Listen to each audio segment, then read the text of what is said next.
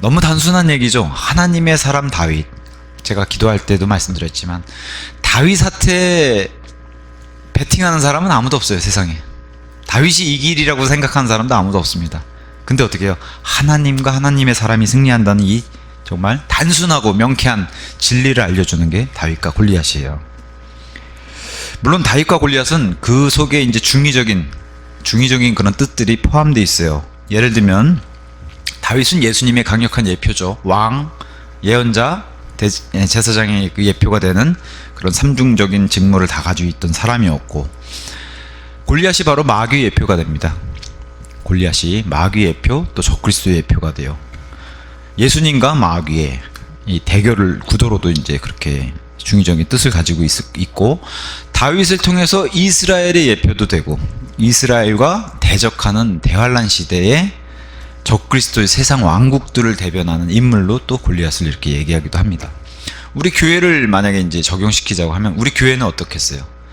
우리 믿음에 많은 그런 시련들, 시험들, 그런 도전을 받았을 때에 그런 것들을 골리앗으로 대입시킬 수 있고, 그렇다고 하면 우리에게는 세상과 마귀와 죄를 놓고서 골리앗을 적용시킬 수 있겠죠.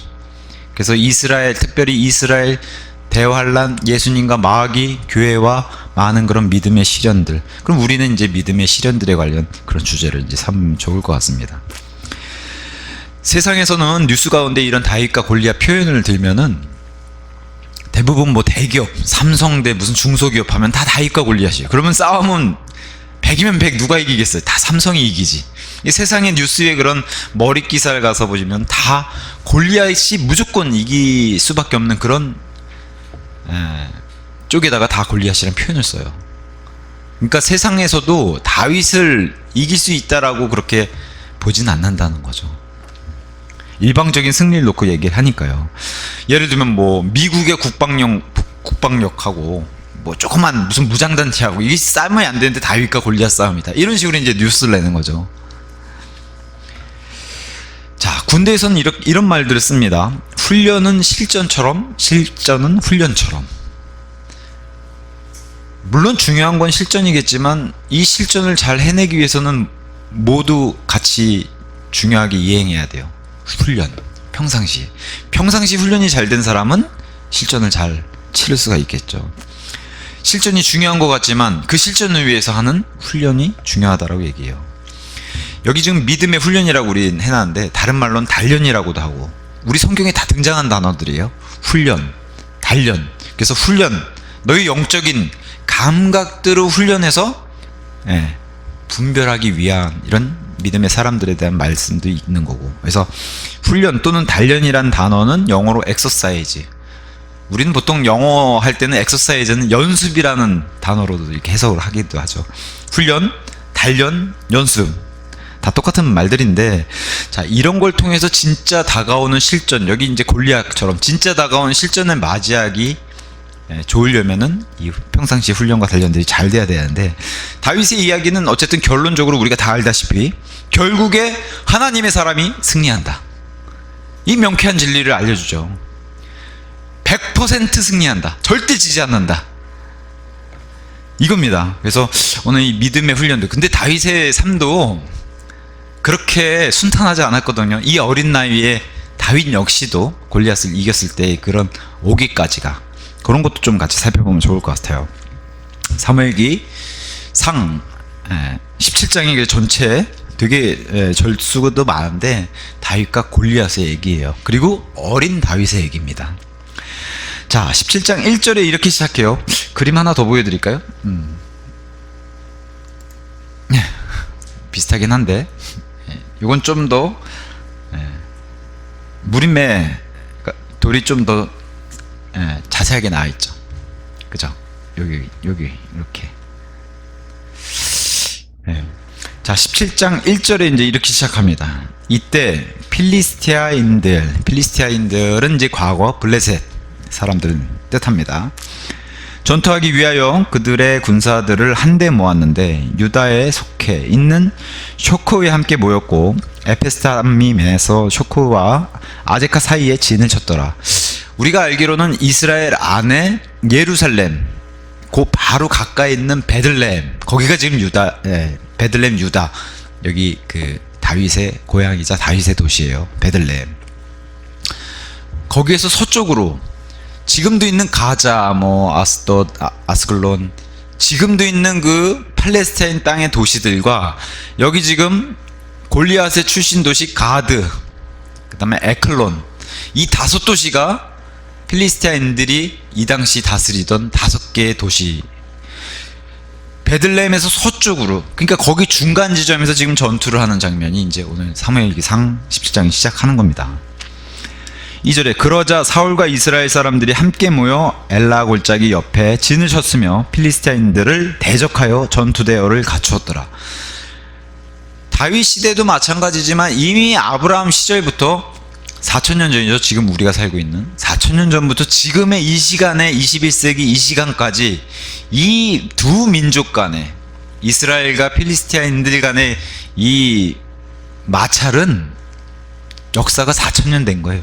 지금도 여전히 이 동일한 이름으로, 그 사이에 뭐 피는 많이 섞였을지 몰라도 이 동일한 민족의 이름으로 여전히 마찰이 지금도 일어나고 있고, 거기서 뭐 하마스 지금 마찰이 일어나고 있는 것처럼. 그 다음에 이제 결국에는 근데 성경 기록대로 성취가 되려면 예수님이 오셔서 이 모든 걸 해결하신다는 거예요. 하마스도 헤즈볼라도, 그죠? 이 레바논이라든가 팔레스타인, 뭐 이란, 이라크 이런 문제는 예수님이 오셔서 다 해결하시는 거예요. 이스라엘의 국방력이 강해서 이걸 해결할 수 있는 게 아니라. 자, 그 다음에 이제 3절에 그리고 필리스타인들은 한쪽에 있는 산 위에 섰고 이스라엘은 다른 쪽에 있는 산 위에 섰더라. 그리고 그들 사이에는 골짜기가 있었더라. 물론 우리가 생각하는 이 협곡의 골짜기처럼 생각할 수 있겠지만 그런 게 아니라 이스라엘은 산과 산 사이의 평야도 골짜기라 그래요. 예전 표현으로는 무깃도 평야라고 아시죠? 우리 성경엔 메깃도로 되어 있어요. 장차 대환란 시대에 아마겟돈 전쟁이 이루어지는 이스라엘의 북부 지역의 평야를 얘기해요. 근데 그 평야를 또 다른 표현으로는 뭐라고 얘기하냐? 메깃도 골짜기라고 얘기해요. 성경에. 그 메깃도 골짜기가 뭐겠어요? 산과 산 사이 넓은 평야. 그래서 과거에 유럽을 호령했던 나폴레옹 그 왕이 이스라엘에 방문했을 때 이 메깃도 평야, 이 골짜기를 보고 정말 전투하기 좋은 장소다라고 감탄했던 장소가 바로 이 메깃도, 지금도 있는 메깃도 평야 또는 메깃도 골짜기라고 하는 그런 표현을 여기서도 이제 볼 수 있습니다. 자, 그러고 나서 필리스타인들의 진영에서 한 투사가 나왔는데 골리앗이라고 이름으로 불리며 가드 출신이었더라. 그의 신장의 높이는 6규빗과 한 뼘이었더라. 자, 여기서 등장한 단어가 투사, 영어로는 챔피언입니다. 사무엘기상 17장에서 챔피언이라는 단어가 딱 성경 전후로 여기만 3번 등장해요. 그래서 어떤 목사님은 챔피언이란 단어 자체가 골리앗한테 붙은, 제가 아까 말씀드린 마귀의 예표라든가 적그리스도의 예표, 세상의 예표를 나타내기 때문에 부정적인 의미를 쓰여서 좋지 않다라고 얘기를 해요. 챔피언이란 이 단어 자체를. 뭐 우리는 세상에서 다 챔피언이 되고 싶어 하잖아요. 스포츠든 아니면 뭐 자기 분야에서 챔피언이 되고 싶어 하잖아요. 근데 그게 좋은 뜻은 아니다. 이제 이렇게 성경이 얘기한다고 이제 그걸 인용해서 이제 얘기를 하시는데, 물론 이제 하나님을 찬양하는 그런 찬양곡 가운데서도 챔피언이란 노래가 있어요. 사랑의 챔피언에서 하나님을 찬양하는 곡들도 있어요. 그러니까 하나님 편에서 챔피언이 되는 건 좋은 의미로 쓸 수는 있겠죠. 다만 이제 성경이 골리앗을 향해서 계속해서 챔피언을 쓰고 있으니까 하나님 보시기에는 부정적인 의미를 썼다, 이제 이렇게 보는 겁니다. 자, 골리앗이라는 이름에 우리도 다 아는 그런 가드 출신. 근데 지금 가드하고 에클론이라는 두 도시는 다 날아가서 없어져 버렸습니다. 지금 우리가 사는 21세기엔 서쪽 해안에, 이스라엘 서쪽 해안에 가자를 비롯한 나머지 2개 도시가 해서 총 3개 도시가 살아있고, 이 2개 가드하고 에클론은 사라졌어요. 지금은 없는 도시 이름이 없어져 버렸습니다. 자, 가드라는 이 도시는 그 안에 어떤 민족들이 살고 있었냐면 아낙자손이라고 하는 전통 대대로 거인 족속들이 살고 있는데, 이 골리앗은 아마 이 아낙자손의 이 핏줄이 섞인 그런 거인이 아니겠는지 이렇게 얘기를 합니다.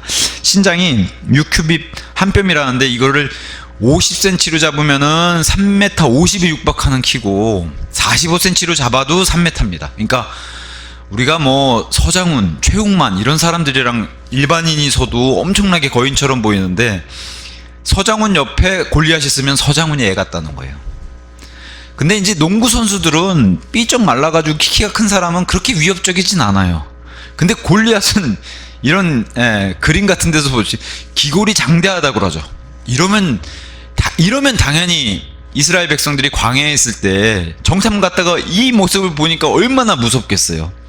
키도 크고 등치도 이렇게 커가지고 이런 사람들이 민족으로 그냥 여럿이 모여 사는 그런 민족을 보면은 당연히 그 땅 들어가고 싶겠어요? 들어가도 바로 그냥 싸움도 안 될 것 같은데, 여기 골리앗을 이스라엘 군사 중에 아무도 대적을 못해요. 이 골리앗 한 명을.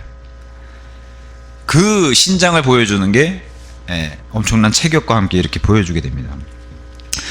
그리고 그의 머리 위에는 노투구를 썼고 그의 미늘 갑옷 옷을 무장하였는데 그 갑옷의 무게는 놋 5천 셰켈이었더라.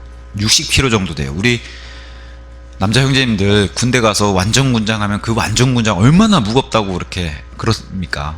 완전군장은 무게가 30kg예요. 그 완전군장의 2배 되는 갑옷이, 이걸 입고 싸우는 전투에 쓰는 갑옷이 60kg입니다. 거기다가 6절에 그리고 그의 2다리에는 노수로 된 견갑들이 있었고 그의 양 어깨에는 노수로 된 작은 방패 하나가 있었더라. 그리고 그의 창 자루는 배틀채 같았더라. 이게 뭐냐면은 보통 우리가 아프리카 같은데 이렇게 원주민들이 창 들고 오면 왜 창촉이 있고 창 자루가 있잖아요. 그 창촉과 자루를 연결하는 게 배틀채 같다는 거예요. 근데 배틀채는 우리 배틀이 왔다 갔다 하면서 이 실을 꽂잖아요. 가죽을 이렇게 꼬았다는 거예요. 이렇게 이해하시겠죠?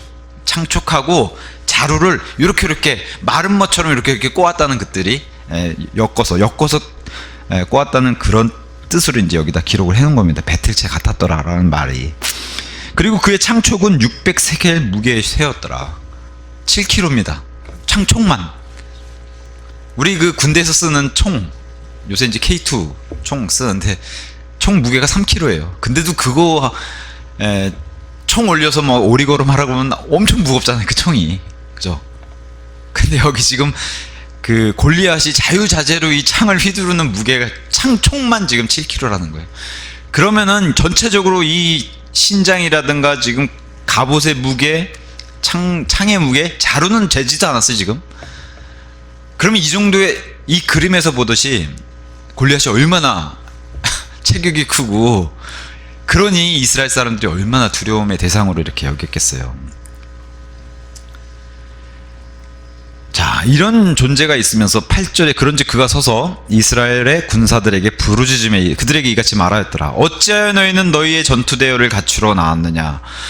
너희가 싸우러 나왔느냐? 이렇게 얘기하는 겁니다. 나는 필리스티아인이 아니고 너희는 사울에게 종들이지 않느냐?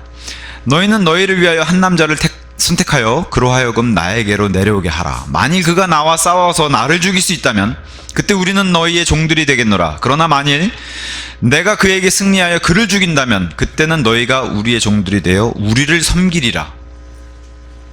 이게 이제 흔히 우리 삼국지 같은 데 보면 일기토라고 하죠. 1대1의 장수의 싸움을 해서 그 승패를 겨루는. 자, 10절에 이어서 그 필리스티아인이 말하기를 내가 이날 이스라엘의 군사들에게 도전하노라. 나에게 한 남자를 내주어 우리가 서로 싸울 수 있게 하라. 골리앗이 자그마치 이렇게 조롱을 40일을 했다는 거예요. 근데 아무도 여기 용기를 내서 나올 수 있는, 왕부터 시작해서 모든 군사가. 11절에 보세요. 사울과 온 이스라엘이 그 필리스티아인의 말들을 들었을 때 그들이 좌절하며 대단히 무서워하였더라. 지금 왕부터 시작해서 모든 온 이스라엘이라고 하니까 여기 이제 전투장에 있는 병사들뿐만 아니라 온 이스라엘이 벌벌 떠는 거예요. 지금 여기 믿음의 사람이 있나요? 이 사람들이 하나님의 백성이라고 얘기할 수 있나요?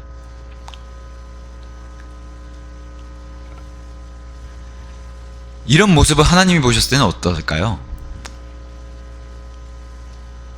하나님의 목소리를 대변하는 사람 하나 없고, 근데 여기서 하나님의 마음에 딱 맞는 그런 존재가 바로 어린 다윗이 등장하게 됩니다. 12절에 이때 다윗은 베들레헴 유다의 그 에프라족 곧 그의 이름이 이세라 하는 자의 아들이었더라. 그리고 그에게 아들들이 8명이 있었더라. 그래서 바로 전장 16장에 가서 보시면은 사울에게서 이제 왕권을 하나님이 거두셔가지고 누구에게 기름 부었냐면은 다윗을 찾아가라 그래요. 사무엘한테. 그래서 사무엘이 이 베들레헴 유다에 도착하니까 이 베들레헴 유다라는 도시는 작은 도시인데 베들레헴 유다 안에 장로들이 벌벌 떨었다 그래요. 왜? 사무엘의 방문 때문에. 하나님의 예언자고 하나님의 사람이 왔기 때문에 장로들이 벌벌 떨었는데 이 사무엘이 어디를 방문하냐면은 이새의 집에 들어갑니다. 하나님이 알려준 대로 이새의 집에 들어가서 여기서 하나님이 알려주는 사람에게 기름 부으라고 했는데 첫째 아들 여기 보세요. 12절에 아들들이 8명이 있었더라. 그런즉 그 남자는 사울의 날들의 사람들 가운데서 노인으로 통하였더라. 이새는 이미 나이가 많았기 때문에 전장에 참여할 수 없는 그런 노인으로 등장해요. 그러면서 13절 또 이새의 아들들 중 가장 연장자인 3명이 전투하러 가서 사울을 따랐더라. 그리고 전투에 갔던 그의 세 아들들의 이름들은 엘리압, 아비나답, 샴마오 이렇게 해서 첫째, 둘째, 셋째. 이스라엘 사람은 우리처럼 20살 이상만 전투에 참여할 수 있어요. 그러니까 지금 8명의 아들 가운데 셋째까지만 이 나이가 넘고 나머지 넷째부터는 다 나이가 어린 거예요. 그러니 저 맨 마지막에 있는 막내 다윗은 얼마나 어리겠어요. 그런데다가 아버지는 연로해서 또 전투에 참가를 못하고, 그러니까 여기 3명의 형들만 지금 참가를 한 걸로 보이면서 이 형들이 처음엔 사무엘이 기름 부으러 왔을 때 하나님 명령으로 첫째를 보고서 여기 엘리나답을 보고서 엘리압이죠. 엘리압을 보고서 뭐라 그래요? 역시 하나님이 선택한 사람은 이런 사람, 기도원치라고 용모도 좋고 그랬다고 이렇게 얘기하니까 하나님이 뭐라 그랬어요? 아니라 그러죠. 나는 용모를 뭔지 안다고, 겉모습으로 판단하는 게 아니라고.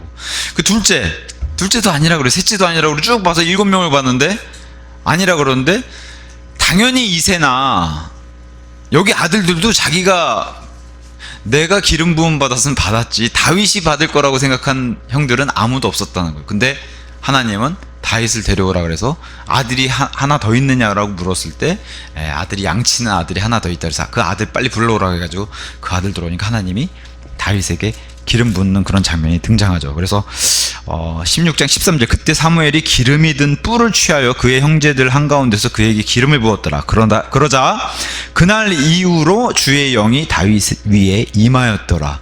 상반되게 반면에 주의 영이 사울에게서 떠났고 주로부터 나온 악한 영이 그를 괴롭게 하였더라. 다윗에겐 주의 영이 머물고 사울에게는 악한 영이 머무는 이런 일이 이제 시작했다라고 16장에 알려주고 17장에 이제 다윗과 골리앗 얘기를 합니다. 자, 그러면서 14절 그런데 다윗은 막내였더라. 전쟁에도 참여할 수 없었고 나이도 어렸어요. 가장 막내니까 나이가 굉장히 어린 걸로 등장합니다. 그러면서 그런즉 가장 연장자인 3명이 사울을 따랐더라. 그래서 전투장에 이제 3명이 가 있는 상태고 15절에 그러나 다윗은 사울에게서 왕래하며 좀 더 직역하면은 사울로부터 돌아와서 베들레헴에 있는 자기 아버지의 양들을 먹이기 위해서 갔더라 이렇게 돼 있어요. 왕래하면서. 이 일이 뭐예요? 왜 사울에게 갔다 왔냐면은 사울이 악한 영이 들어오고 나서 그 뒤로는 계속해서 심한 두통이 시달립니다. 그래가지고 다들 아시다시피 다윗이 굉장한 악기 연주자였어요. 그죠? 그래가지고 이 악기 연주를 통해서 악한 영을 물리쳐주는 그런 수소문을 하다 보니까 다윗이라는 사람이 연주를 잘한다고 해가지고 그래서 이 사울에게 다윗을 소개시켜주죠. 그래서 16장 17절에 이렇게 얘기합니다. 그러자 사울이 자기 종들에게 말하기를 이제 나를 위해 연주를 잘할 수 있는 한 사람을 준비하여 그를 나에게 데려오라 해서 수소문했더니 그때 종들 중 한 명이 대답하여 말하기를 보소서 제가 베들레헴족 이새의 아들 한 명을 보았는데 그는 기교 있게 연주하는 자요 막강하고 용맹한 남자며 전사요. 지금 어린데도 이렇게 얘기하는 거예요 지금. 그죠? 기름 부음 받은 지 얼마 안 된 아주 어린 나이인데도 이렇게 얘기합니다. 사안들을 다루는 데 있어서 신중하며 준수한 인물이니 주께서 그와 함께 계시나이다. 다윗을 보니 이런 사람이 분명한데 여기선 분명히 전사로도 설명하고 있고 악기도 연주를 잘한다고 해서 악기 연주를 하니까 당연히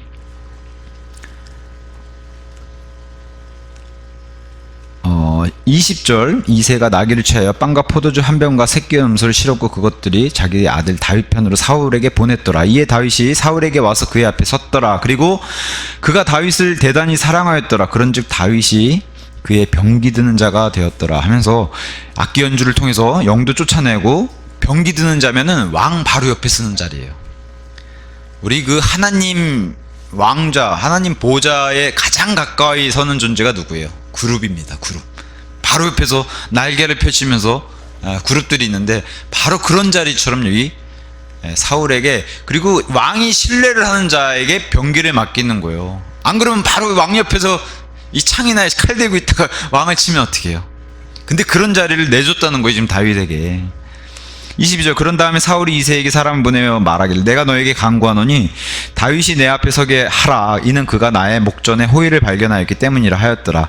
그리고 하나님께로 온 악한 영이 사울에게 임하였을 때 이러한 일이 있었으니 다윗이 하프를 들고 자기 손으로 연주하였더라. 그렇게 하자 사울이 활력을 되찾고 나왔으며 악한 영이 그에게서 떠났더라. 이게 바로 다윗과 사울의 이전 이제 사건을 얘기하다가 그다음에 이제 골리앗 사건을 이제 넘어오게 됩니다. 자, 그러면서 골리앗의 조롱이 16절이에요. 그런데 17장 16절 그 필리스티아인은 아침부터 저녁까지 가까이 다가와서 40일 동안 자신을 나타냈더라. 40이란 숫자가 특히 유대인 관련해서는 시험의 숫자예요. 그죠? 이런 40일을 견뎌낸 믿음의 사람들이 많죠. 모세도 있고요. 그죠? 엘리야도 있고, 특히나 우리 예수님은 마귀를 물리쳤고. 근데 여기는 지금 이스라엘 전체가 사울 왕부터 시작해가지고, 왕도 달라 그래서 백성들이 원해가지고 사울 왕을 세워주고 왕도 줬는데, 왕부터 시작해서 지금 온 이스라엘이 40일 동안 시험에 들어버렸어요. 그래서 시험에 든 숫자로 40일이 등장해요. 앞에서 조롱을 하는데, 근데 단순히 근데 이게 육체 대 육체로 싸우는 전투 넘어 영적인 문제까지도 같이 결탁이 되어 있는 것을 좀 이따 이제 볼 수가 있습니다.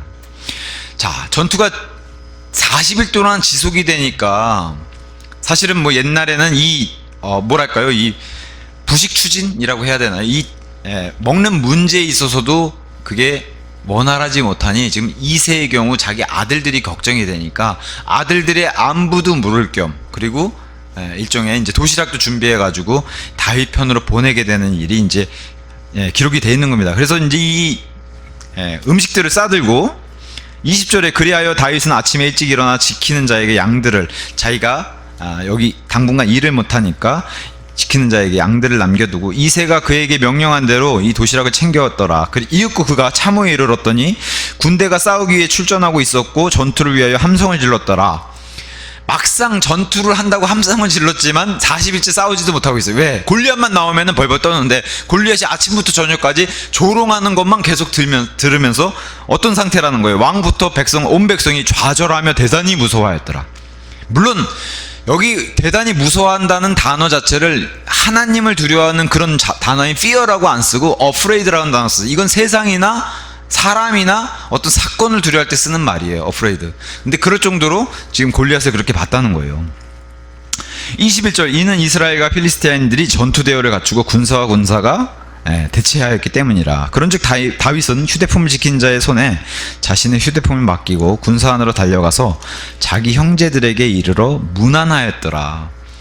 그러면서 병사들이 얘기하는 걸 듣는 거예요. 그러면서 그리고 그가 이 사이에 들어갔을 때, 병사들 사이에 들어갔을 때 마침 골리앗이 나와서 조롱한 얘기를 이제 다윗이 듣기 시작합니다. 21절 23절이죠. 그리고 그가 그들과 대화하는 동안 보라, 가드 출신의 필리스티아인이요 골리앗이라고 하는 이름으로 불리는 투사, 여기도 또 챔피언이 이제 두 번째 쓰였죠.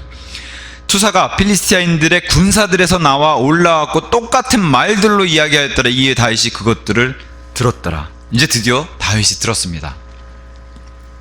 골리앗은 여전히 40일 동안 조롱했던 거예요. 이스라엘을 조롱하고 너희 중에 싸울 자가 없느냐, 같이 붙자, 이긴 사람의 종이 되면 되지 않겠냐, 막 이런 조롱을 하게, 그 얘기를 들은 겁니다.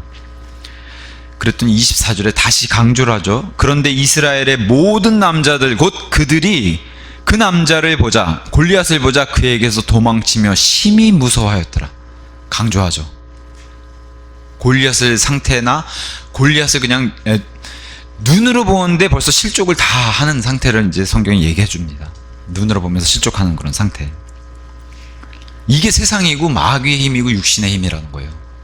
저와 여러분도 골리앗이란 이런 존재들, 아니면 이렇게 큰 시련이 왔을 때, 시험이 왔을 때, 아니면 도전이 왔을 때 우리도 이러한 모습이 있을 수 있다는 거예요. 도망치고 무서워하고 주저앉고. 여기 지금 하나님께 부르짖는 자가 아무도 없어요. 사울 왕부터 시작해서 하나님의 백성이라고 불리는 사람이. 오전에도 그런 말씀 드렸지만 이스라엘을 자기 민족으로 삼고 세운 이유는 뭐예요? 하나님을 영화롭게 하기 위해서 세웠는데, 여기 지금 하나님을 영화롭게 하기는커녕 하나님이 이 이스라엘 때문에 지금 조롱을 받고 있는 거예요. 그리고 골리앗을 통해서 마귀는 이걸 원하고 있죠. 그죠? 자, 그런데 지금 병사들의 상태는 더 심각합니다. 25절에 그러면서 이스라엘 남자들이 말하길 너희는 올라온 이 남자 이 골리앗을 보았느냐? 확실히 그는 이스라엘에 싸움을 걸려고 올라왔도다. 그런즉 이러한 일이 일어나리니 그를 죽이는 사람 그에게는 왕이 막대한 재물들로 부유하게 할 것이요 그에게 자신의 딸을 주고 그의 아버지의 집을 이스라엘에서 자유롭게 할 것이라. 병사들이 지금 나가지도 못하고 용기도 없으면서, 야, 골리앗만 없으면 그냥 부와 공주를 얻을 수 있고, 지금 야, 우리의 그냥 지위가 올라갈 텐데, 말 그대로 뒤에서는요, 이 군사들의 지금 수준이 어때요? 뒤에서 그냥 로또 좀 당첨되면 좋을 텐데, 이런 얘기 하고 있는 거예요. 지금 뒤에서 골리앗만 쓰러뜨리면 그냥 내가 왕자가 되고 왕권을 물려받고 공주를 차지하고 막. 그 병사들의 지금 뭐랄까요, 상태? 이 얘기를 병사들 사이에서 돌아다녀 보니까, 다윗이 들어보니 병사들이 계속 이 얘기를 하는 거예요. 근데 보세요, 이들은 지금 골리앗 앞에서 얘기할 수 있는 용기도 없고 하나님을 향한 믿음도 없고 그런 상태인데, 다윗은 아예 다가가는 관점이 달라요. 26절 무슨 얘기입니까? 도대체 뭘 얻을 수 있다는 겁니까? 이렇게 시작합니다. 그러자 다윗이 자기 곁에 서 있는 남자들에게 이야기를 하며 말하기를, 이 필리스티아인을 죽여 이스라엘에서 치욕을 제거하는 사람에게 무엇이 이루어지겠느냐?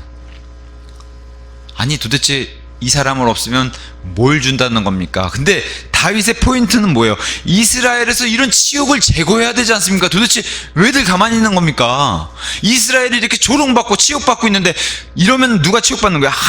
나중에 보세요. 그런즉 이 할례받지 아니한 필리스티아인이 누구기에?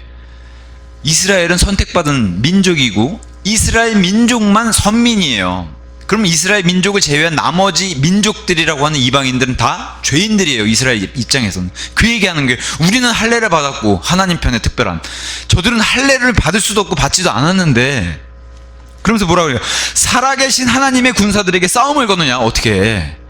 지금 우리 하나님이 여전히 살아계신데 어떻게 우리 같은 하나님의 살아계신 백성 군사에게 싸움을 거는 존재가 있단 말입니까? 이 어린 다윗의 아주 순수하면서 하나님을 향한 100% 마음을 여기서 다 보여주는데, 이 얘기는 누가 하고 싶으신 얘기예요? 하나님이 하고 싶으신 얘기예요. 사실은 이스라엘 백성에게. 도대체 너희에게 군사가 없느냐? 믿음의 사람이 없느냐? 내 사람이 없느냐?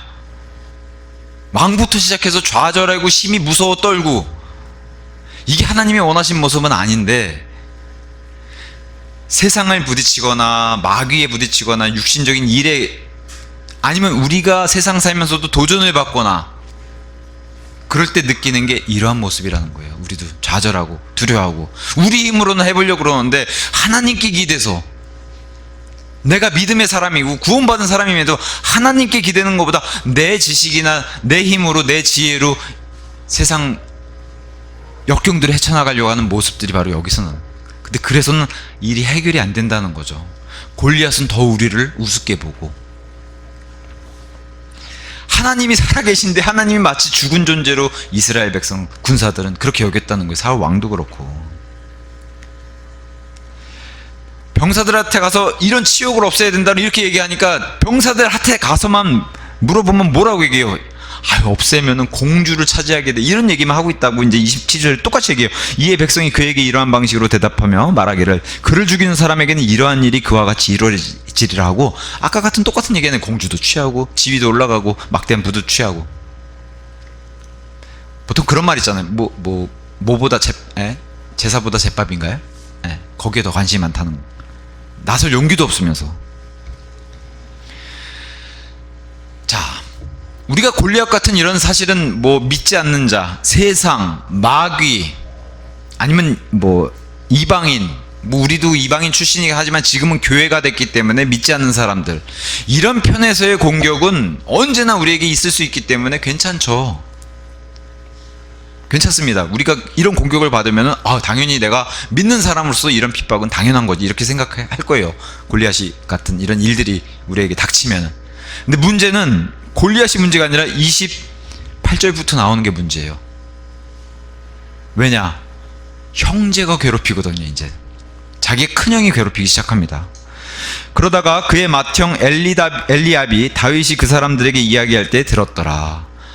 군사들 사이에서 자꾸 다윗이 왔다 갔다 하면서 이거 물어다니고 이러니까 이제 형한테 들킨 거예요. 이에 엘리압의 분노가 다윗을 대적하여 타올랐으니, 이거 누구한테 이래야 돼요?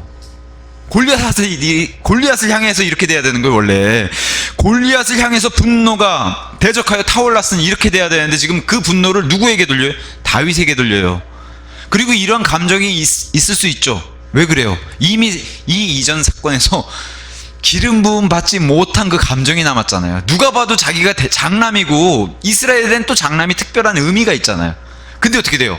모두 예상을 깨고 양이나 치는 저 맨 막내가, 더군다나 사무엘이라고 하는 이스라엘의 정말 최고의 하나님의 사람이 와서 직접 기름 부음을 해줬으니, 엘리압 입장에서는 지금 굉장한 자존심도 상처를 받고, 그런데다가 지금 기름 부음 받았다고 하니 막내가 와가지고 병사 여기저기 찔러다니면서 도대체 하나님을 조롱하는 저런 골리앗을 가만 놔도 됩니까? 이러고 돌아다니고 있으니, 엘리압 입장에서는 지금 불러가지고 골리앗 같은 자기도 용기가 없어서 뭐라고 못하면서 지금 형제가 형제를 까닭없이 미워하는 거예요. 이건 예수님이 말씀하셨던 것처럼 형제를 까닭없이 미워하는 자는 죄가 있는 죄인이에요. 죄를 범하는 건데, 지금 이 엘리압 큰형이 지금 그런 모습을 보이는 겁니다. 그러면서 뭐라고 얘기해? 다윗한테? 다윗은 그러지 않았는데, 그가 말하기를 어찌해 너는 여기로 내려왔느냐? 광야에 있는 그 적은 수, 꼴랑 그 적은 양 치면서, 말이 벌써 그렇죠? 굉장히 감정이 섞여서 지금 다윗에게 쏘아붙여요. 그러면서 너가 누구에게 맡겼느냐? 나는 너의 교만과 너의 마음에 간악함을 하노라. 다윗이 무슨 죄를 졌길래 지금 제일 큰 형이, 우리가 이걸 보면서 아이고 못났다. 지금 그 사이에 6명이나 있어요. 형제가. 막내고 제일 장남이잖아요. 이 막내에게 하는 거 보세요. 이 교만한 놈아, 이 마음이 완악한 놈아, 이러고 있는 거잖아요. 지금 너가 지금 전투 구경하러 왔지, 여기가 지금 장난인 줄 아냐? 이렇게 얘기하는 거예요. 지금 형제가. 그러자 다윗이 얘기하죠. 제가 지금 무엇을 하였나이까? 어찌 까닭이 하나도 없겠나이까? 당연히 아버지가 보내서 왔고 이유가 있어서 왔겠지. 이거를 진짜 전투 구경하고 싶어서 형 말대로 그렇게 오진 않았는데, 이렇게 이제 얘기를 하죠. 30절, 그리하여 그가 그에게서, 형에게서 돌이켜서 다른 이에게로 향하였으며 같은 방식으로 또 병사들한테 가서, 아니 도대체 저 골리앗을 물리칠 사람이 없습니까? 살아계신 하나님이 계신데, 우린 하나님의 백성 아닙니까? 하나님의 군사 아닙니까?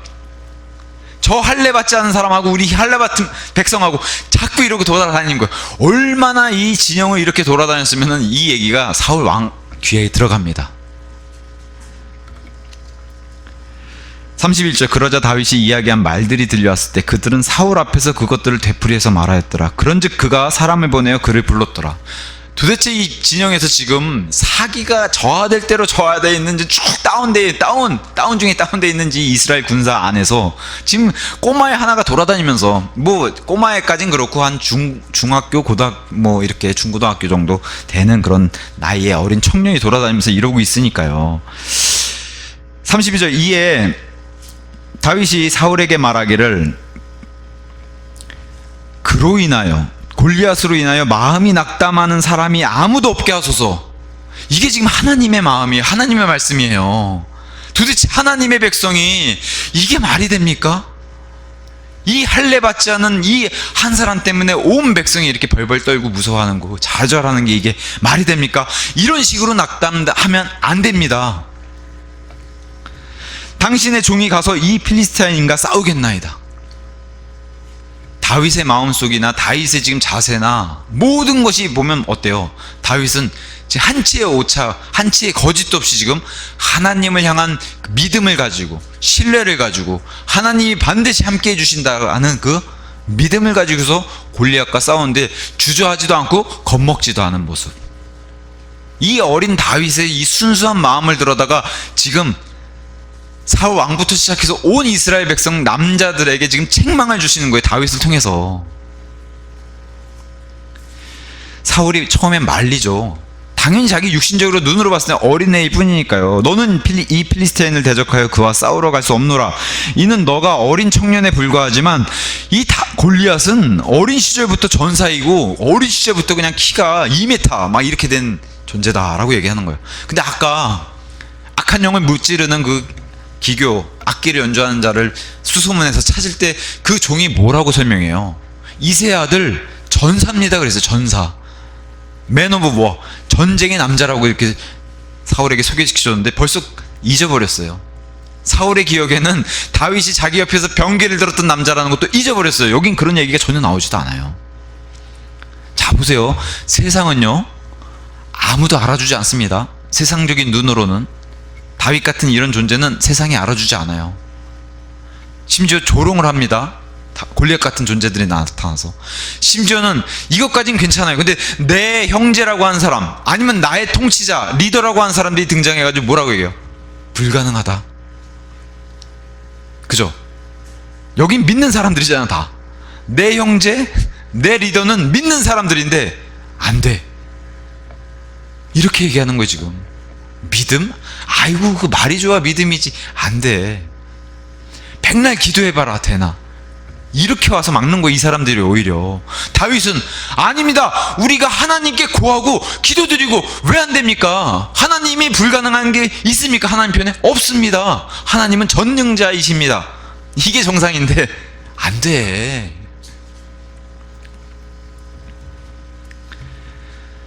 다윗이 여기서 기가 막힌, 제가 평상시에 이런 연습을 했고 훈련을 했고 제가 이렇게 단련을 했고 믿음에서도 이렇게 단련이 된 사람입니다. 34절, 이에 다윗이 사울에게 이같이 말하였더라. 당신의 종이 자기 아버지의 양들을 지켰는데 사자와 곰이 와서 양떼에서 어린 양을 잡아갔었나이다. 그리하면 제가 그를 따라 나가 그를 쳐서 그의 입에서 그것을 구출하였나이다.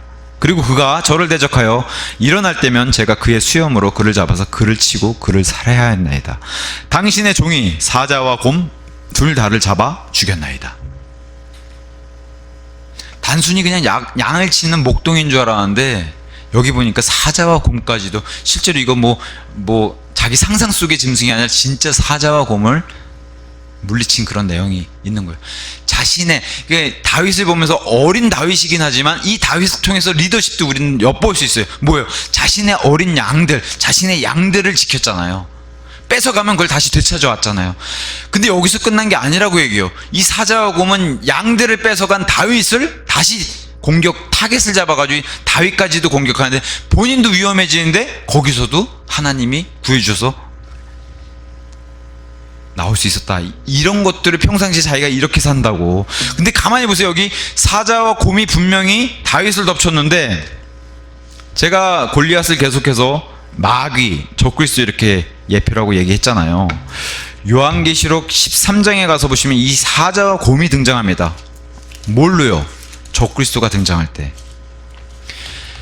우리 예수님은 점도 없고 흠도 없는 그런 표현으로 쓰시지만 이 대환란 마지막 시대에 등장한 적그리스도는 점이 많아요. 그래서 표범으로 등장합니다.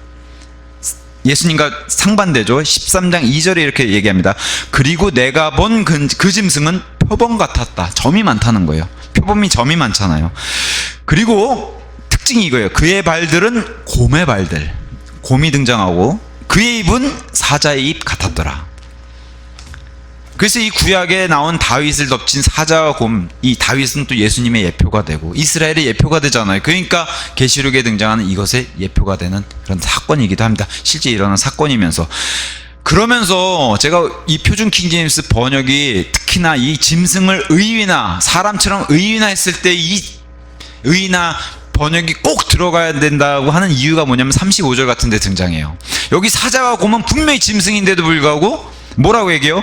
그를 따라 나가 그를 쳐서 그의 입에서 그를 he, him, his, 분명히 짐승인데도 그라는 남성형 의인화를 해요.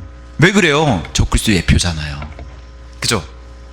여기서 의인화를 반드시 번역을 해야 되는 이유가 나와요. 근데 다른 성경들이 다 그것 이렇게 바꿔버렸단 말이에요. 이해하시겠죠? 왜 여기서 의인화해서 성경이 이 짐승을 향해서 계속 사람처럼 표현했는지. 이게 나중에 적그리스도 예표가 되기 때문이에요. 심지어 마귀도 남성성으로 등장하잖아요. 자, 그러면서 제 눈에는 이 사자와 곰처럼 저 골리앗도 아무렇지 않은 존재로 보입니다라고 이 30절 후반에, 그런즉 이 할례 받지 아니한 필리스티아인도 그가 살아계신 하나님의 군사들의 싸움을 걸었으니 그것들 중 하나와 같이 사자와 곰처럼 이자도 그렇게 될 겁니다. 다윗은 어때요? 평상시 훈련이 어떻게 된 것 같아요? 단련이 엄청난 것 같죠?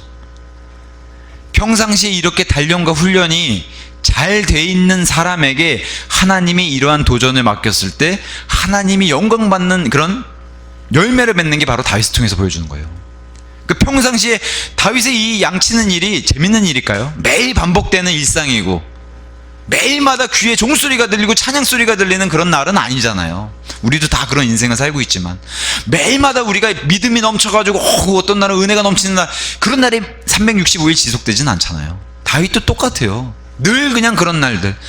물론 그 와중에 시편을 기록한 밤하늘의 별을 보면서 찬양하기도 하고 시냇가에 흐르는 물을 통해서, 아니면 초장에 누워가지고 하나님이 나의 주는 나의 목자시니, 이런 기록도 하게 되는 거고.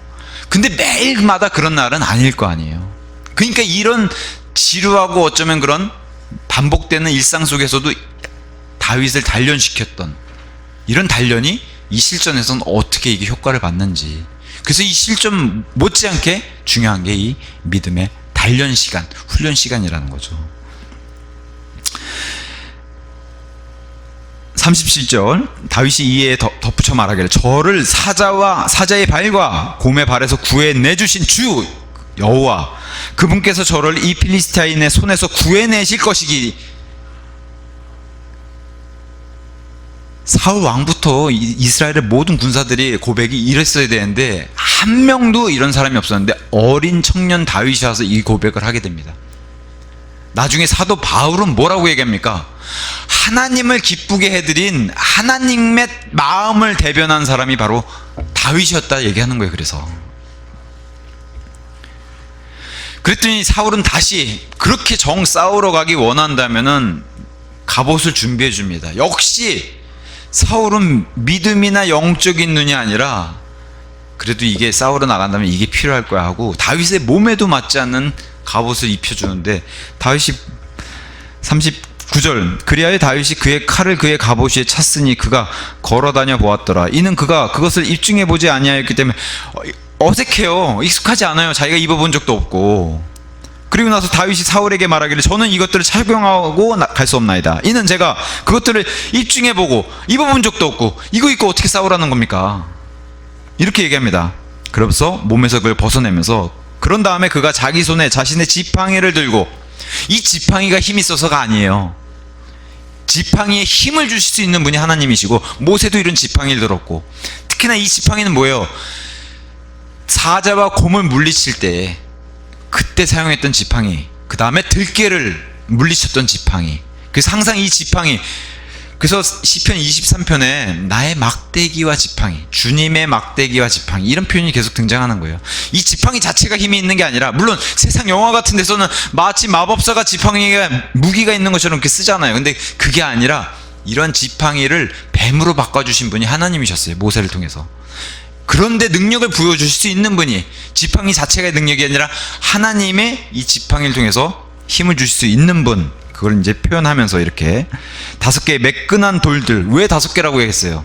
나중에 다윗은 돌 하나밖에 안 썼어요. 나중에 이 4개는 골리앗의 혈육들, 나머지 4명의 거인들 다 무너뜨리는데 쓰는 예표의 돌로 5돌을 여기서 취하는 걸로 보여주면서 시사를 하게 되고, 또 하나는 다윗에 관계되어 있는 자기 밑에 있는 군사들이 나중에 이 골리앗과 관련되어 있는 거인들을 다 물리칩니다. 그 5명이 다 골리앗 포함해서 다 성경에 등장하는데 다 물리쳤다고 얘기해요. 자, 그러면서 자신을 위해서 요것만 선택했어요. 지팡이와 돌들 선택했으니 그것들은 자신이 지닌 목자의 가방 안에, 곧 진보다리 안에 넣고, 무림매가 그의 손에 있었더라. 이제 하나 돌려서 이제 던지려고. 그런 다음에 그가 그 필리스티아인에게 가까이 다가갔더라. 그러자 필리스티아인이 나와서 다윗에게로 가까이 다가왔는데 방패를 든 사람이 그 앞에서 갔더라.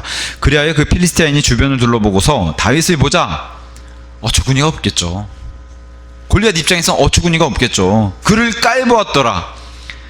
왜냐면 앞에 참 이스라엘, 골리앗 입장에서는 그래요. 참 이스라엘도 답답하다. 고작 내보낸 애가 여기 뭐야, 어린 청년의 얼굴도 불그스름하고 용모가 이쁘장하게 생겼네. 그죠?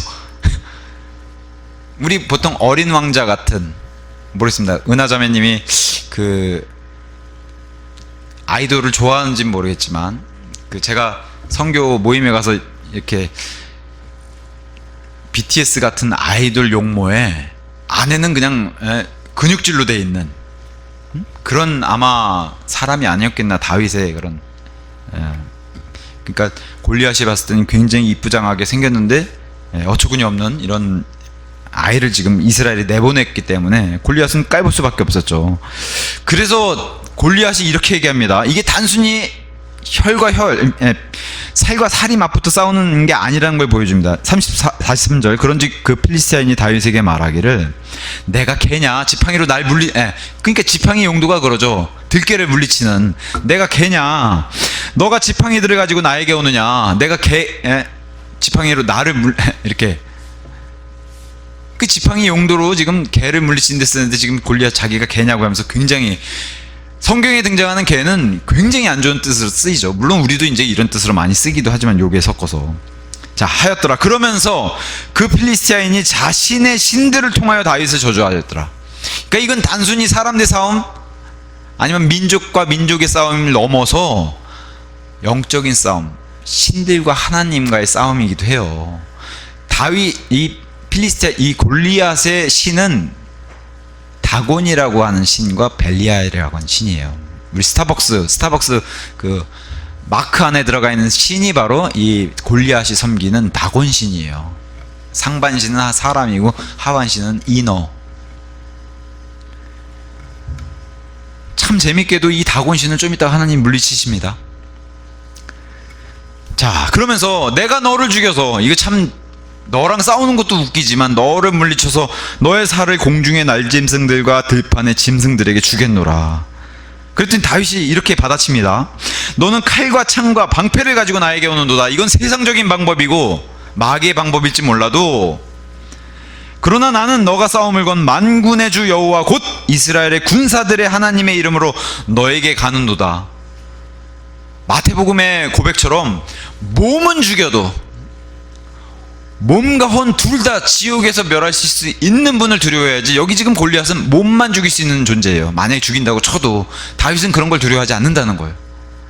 그러면서 다윗이 기름 부음 받을 때 주의 영이 다윗에게 임했다고 얘기했죠.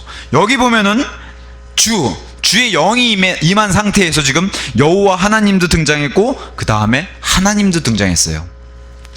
성령님, 여호와로 등장한 예수님, 하나님, 아버지, 삼위일체 하나님이 다 등장했어요.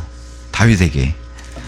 그러면서 이날 주께서 나의 손안에 너를 넘기실 것이라. 그리하면 나는 너를 칠 것이요 너에게서 너의 머리를 취하겠노라. 그리고 내가 이날 필리스티아인들 군대의 사체들을 공중의 날짐승들과 땅의 야생짐승들에게 주겠노라. 이는 온 땅으로 하여금 이스라엘의 한 하나님께서 계시는 것을 알게 하려 함이라. 이게 이스라엘을 자신의 민족으로 삼은 목적이잖아요.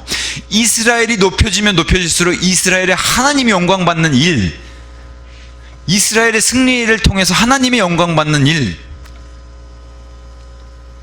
이걸 지금 다윗을 통해서 보여주고 계신 거예요. 그리고 다윗은 이미 기름 부음 받아 기 때문에 하나님 편에선 나이가 어려도 뭐예요? 이스라엘의 왕이에요. 하나님 편에선. 그죠? 사울에게선 그 영을 하나님이 거두어 가셨잖아요. 그리고 다윗에게 영을 부어주셨잖아요. 기름 부음하면서. 다윗이 하나님 편에선 지금 왕이란 말이에요. 이스라엘 왕.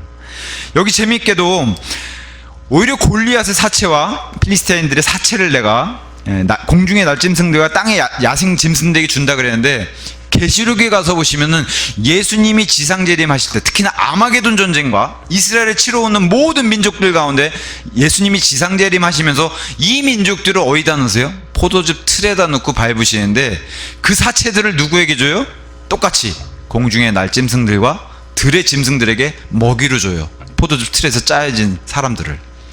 그래서 이 다윗과 골리앗 싸움은 단순히 다윗과 골리앗 싸움을 넘어서서 지금 대환란의 이스라엘과 적그리스도 세상 왕국들 간의 마귀와의 대결도 중의적인 뜻으로 계속 나타내 주는 거예요. 자, 47절. 그리하여 이 집회 전체는 주께서 칼과 창으로 구원하시는 것이 아님을 알리라. 내가 그런 것 가지고 싸우지도 않을 거고 그런 걸로는 이스라엘 백성은 칠 수가 없을 것이다 라고 얘기하면서, 이는 전투가 주의 것이므로, 이 유명한 구절 등장하죠. 전투가 주님의 것, 주에게 달려있으니 그분께서 너희를 우리의 손안에 주실 것이기 때문이라. 이게 지금 어린애가 나와가지고 지금 골리앗 앞에서 하는 거예요. 얘기를. 뒤에서 또 누가 씩씩대고 있겠어요?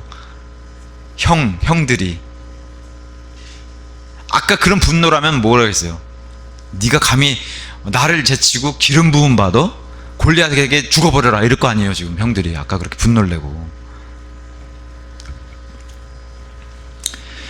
이때 이제 민첩한 다윗의 모습 이후에 그 필리스티인이 일어나서 다윗을 맞으러 가까이 다가오자 이러한 일이 있었으니 다윗이 그 필리스티인을 맞으러 군사 쪽으로 서둘러 달려갔더라. 갑옷을 입고는 이런 걸 못하겠죠. 근데 자신의 평상시 입던 가벼운 이 복장으로 그냥 돌만 돌리면서 이제 다가간대. 그러면서 다윗이 자기 손을 자신의 가방 안에 집어넣어 거기서 돌 하나를, 다른 돌은 필요 없어요, 돌 하나를 짚고 그것을 무림매로 돌려서 던져 그 필리스티인의 이마를 쳤더니 그 돌이 그의 이마 속에 박혔더라. 영어 단어는 더 재밌는 단어가 등장해요. 우리 싱크대, 싱크홀 이런 말 쓰죠. 밑으로 푹 꺼지는 거, 싱크란 단어. 그 싱크란 단어의 과거형인 썬크라는 단어를 썼어요. 이 돌이 이마에 확 박혀버렸다는 거예요.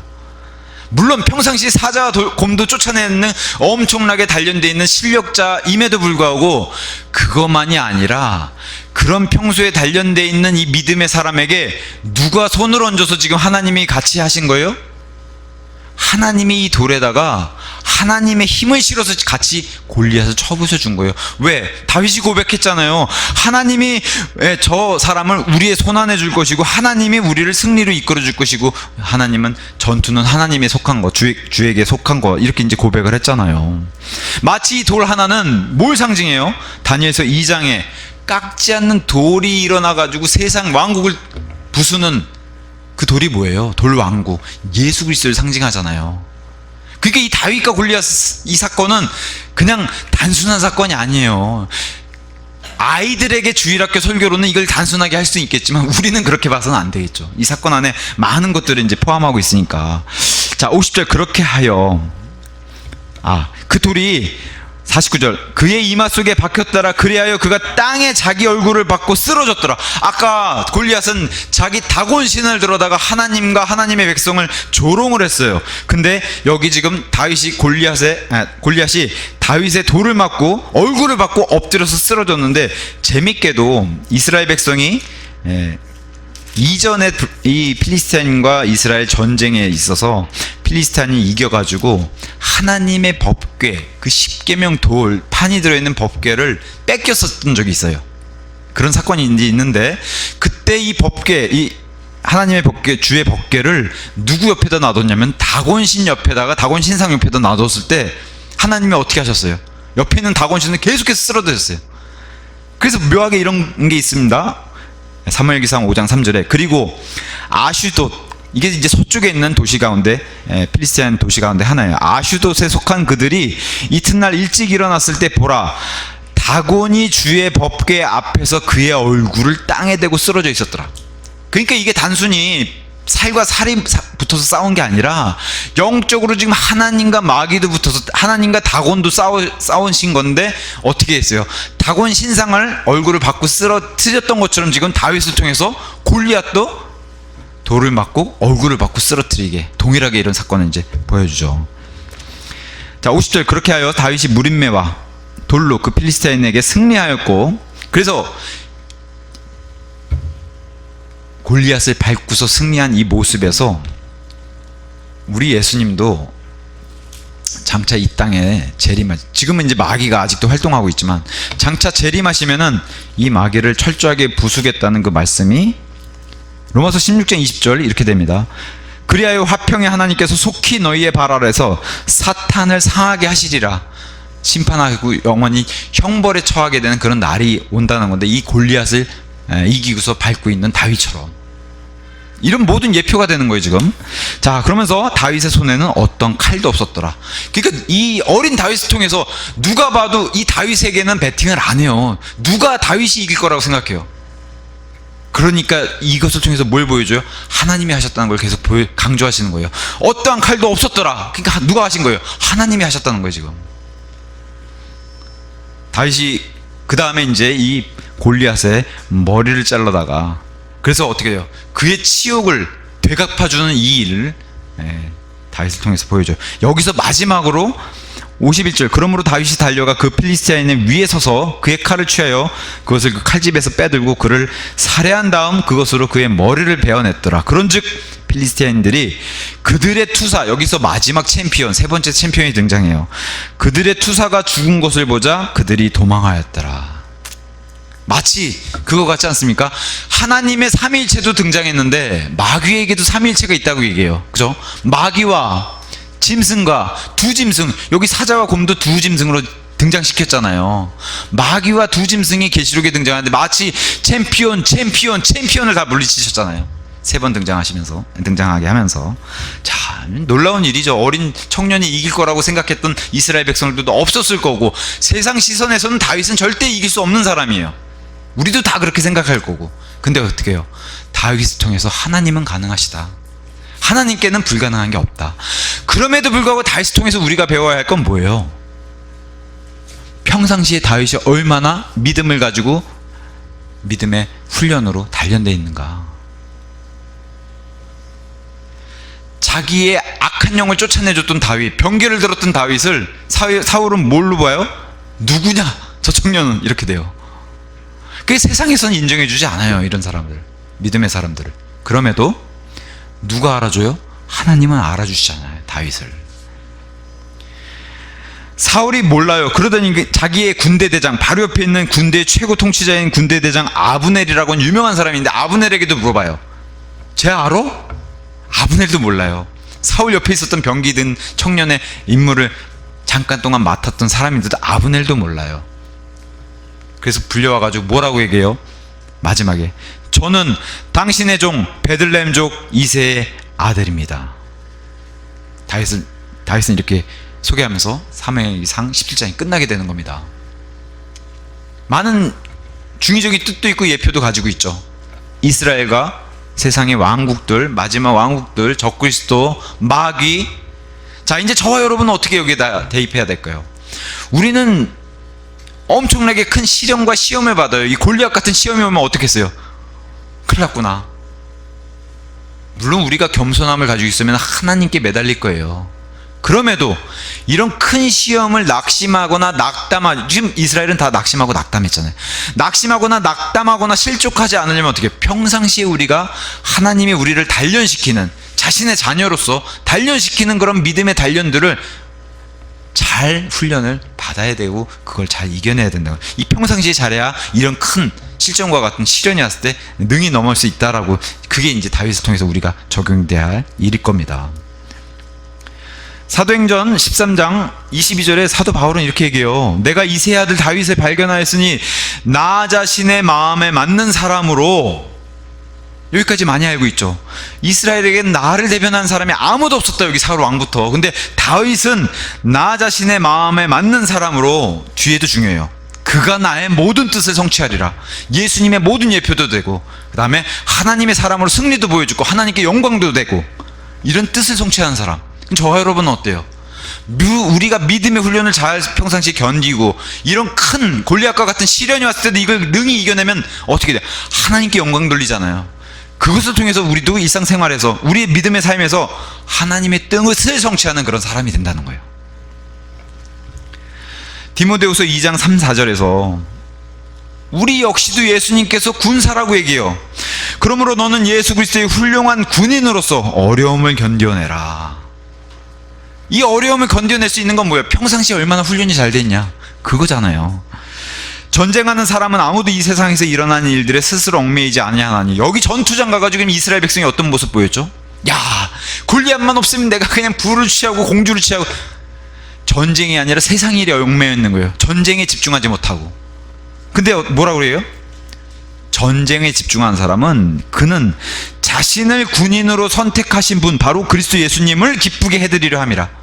여기 집중하고 영적인 전쟁도 똑같다는 거예요. 믿음의 전쟁도 똑같고요. 믿음의 전쟁이 골리앗처럼 이렇게 외부로에서만 온다면 얼마나 좋겠어요. 같이 믿는다고 한 옆에 형제들, 우리 리더들이 우리도 괴롭힌다니까요. 사업왕이나 여기 제일 큰 형처럼 같이 잘 믿고 있었던 형제잖아요. 형제가 갑자기 대적을 해요. 분노를 타오르게 하고 까닭 없이. 그게 바로 우리 믿음 생활에 우리를 낙담시키는, 평상시에 우리를 단련시킬 수 있는 그런 시련들이라고 얘기를 하는 거예요. 이런 것들을 잘 견뎌내야 더 큰 골리앗이 와도 이겨낼 수 있다는 거예요. 근데 어떤 면에서는 형제가 나를 까닭 없이 대적하는 게 더 힘들 수도 있겠죠. 그죠? 근데 그런 일들은 다윗 때도 그렇고 예수님 당시 공생애 때도 그렇고 지금 우리가 사는 시대도 그렇고 비일비재하다는 겁니다. 에베소서 6장에서는 전신갑주 얘기가 나오죠. 그죠? 하나님의 전신갑주를 입으라. 다윗이 입었던 겁니다. 전신갑주. 다윗은 진짜 갑옷을 입지 않았잖아요. 필요도 없었고. 이는 너희가 능히 마귀의 계략들을 대적하여 설 수 있게 하려 함이라. 이는 우리가 살과 피를 대적하여 맞붙어 싸우는 것이 아니요, 오직 정사들을 대적하고 권능들을 대적하며 이 세상 어둠의 주관자들을 대적하고. 이게 다 하늘에 있는 영적 사악한 존재들이죠. 높은 곳들에 있는 영적 사악함을 대적하여 맞붙어 싸우기 때문이라. 이런 이유로 너희는 하나님의 전신갑주를 입으라. 이는 너희가 모든 일을 수행한 후에도 주저앉지 않고 서있게, 여전히 서있게 하려 함이고, 악한 날에, 저와 여러분 같은 마지막 날들의 위험한 때에, 악한 날에 능히 견뎌낼 수 있게 하려 함이라. 누구처럼? 다윗처럼요. 여기 계신 분이나 저나 속사정을 탁 터놓고 얘기하기 전까지는 각 사람에게 우리가 어떤 세상에서 시련이 있고 시험이 있고 도전이 있고 어떤 문제들이 있는지 모르잖아요. 하지만 누구는 아세요? 하나님은 아세요. 근데 이런 자그마한 이런 시련들로부터 해서 이런 모든 것들이 우리에게는 다윗이 사자와 곰을 물리쳤던 것처럼 모든 게 다 우리 믿음의 성장에 단련을 시켜주는 그런 평상시의 훈련, 트레이닝이 된다는 거예요. 엑서사이즈가 된다는 겁니다.